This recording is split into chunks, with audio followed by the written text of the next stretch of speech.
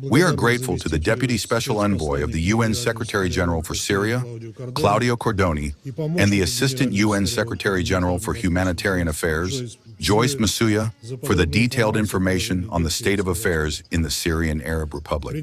We have taken note of the statement by UN High Commissioner for Refugees, Goodwill Ambassador Yusra Mardini. Mr. Chairman, the confrontation of the United States and Israel with Iran is drawing in more and more states of the region, including Syria. No sooner had Syria recovered from the consequences of the 14-year bloody civil war than it again risked being involved in an armed standoff.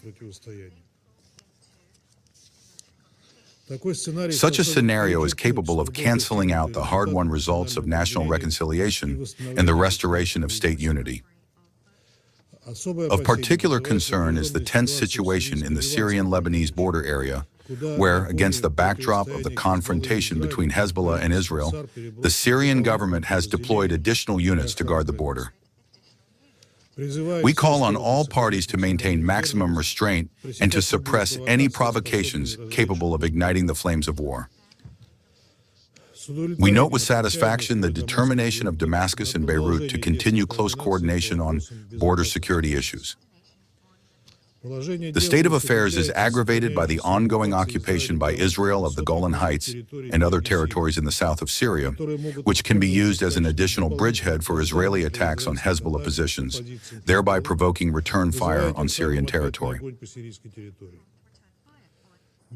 Attempts to interfere in the internal affairs of the Syrian Arab Republic under the pretext of protecting ethno-confessional minorities, primarily the Druze, also do not cease. We address West Jerusalem with an urgent appeal to abandon plans to weaken Syrian statehood, to withdraw its troops from the territory of the Syrian Arab Republic, and to return to good faith negotiations with Damascus. Through a positive lens, we note progress in the implementation of agreements between the central authorities and the Syrian Democratic Forces regarding a ceasefire, as well as the gradual integration of Kurds into state institutions, including administrative and security structures. We hope that this will have a positive effect on the restoration of inter-ethnic trust within Syria and will contribute to the return of unity to all regions of the country. We would like to devote separate attention to the issue of transferring control of ISIS prisons and refugee camps in the northeast of the country. We proceed from the premise that the new Syrian authorities will continue to strictly fulfill their obligations in the fight against terrorism, including foreign terrorist fighters, and will ensure the proper security of the specified facilities.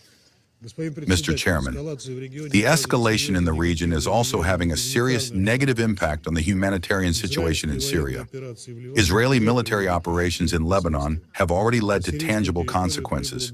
More than 100,000 people have arrived on Syrian territory, and obviously we are speaking not of voluntary displacement, but of a forced search for safety. Such a rapid influx of people has become a serious challenge for the Syrian authorities and humanitarian structures, which had to mobilize resources in an emergency manner to respond to the needs of the arriving population. The preservation of military tension in the Middle East will inevitably lead to further humanitarian degradation. Syrians, much like the populations of neighboring countries, will feel this primarily through rising food prices. This is a cause for particular alarm, as the food situation in Syria remains extremely difficult as it is. More than 7 million people are experiencing an acute food shortage. We call upon all involved parties to take the necessary steps toward de-escalation. The consequences will be devastating, primarily for peaceful citizens and the most vulnerable segments of the population. An additional factor intensifying humanitarian needs in Syria, a country friendly to us, remains internal pockets of instability. In the province of Aleppo and in the northeast of the country, according to Office for the Coordination of Humanitarian Affairs estimates, more than 117,000 people have still not been able to return to their homes after recent clashes. We expect that the Syrian authorities and humanitarian organizations will nonetheless succeed in restoring normal life in these regions, as well as in Tartus, Latakia, and in the south, where well-known outbreaks of violence also took place last year. We understand that work in Syria is significantly complicated by an acute lack of humanitarian funding, and a simultaneous solution to all problems seems unlikely.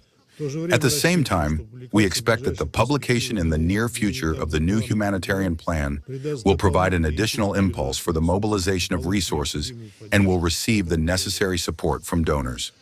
Finally, we consider important a gradual transition from providing humanitarian aid to the sustainable recovery and development of the country. This is especially relevant in the conditions of persisting problems in the fields of healthcare, water and electricity supply, and other vitally important spheres. Syria needs genuine cooperation based on respect for this country, the launch of long-term recovery programs, and the attraction of investment into the economy. As noted during the meeting of Russian President Putin with the Syrian leader Ahmed Sharaa on January 28th, Russian companies, including construction ones, are ready to participate in the process of restoring the Syrian state. Mr. Chairman, against the backdrop of multiple challenges in the sphere of security and the economy, the comprehensive interaction of Damascus with the UN on the basis of Syria's national priorities and with unconditional respect for its sovereignty and territorial integrity remains relevant. We express support for the activities of the Office of the Special Envoy of the UN Secretary-General for Syria.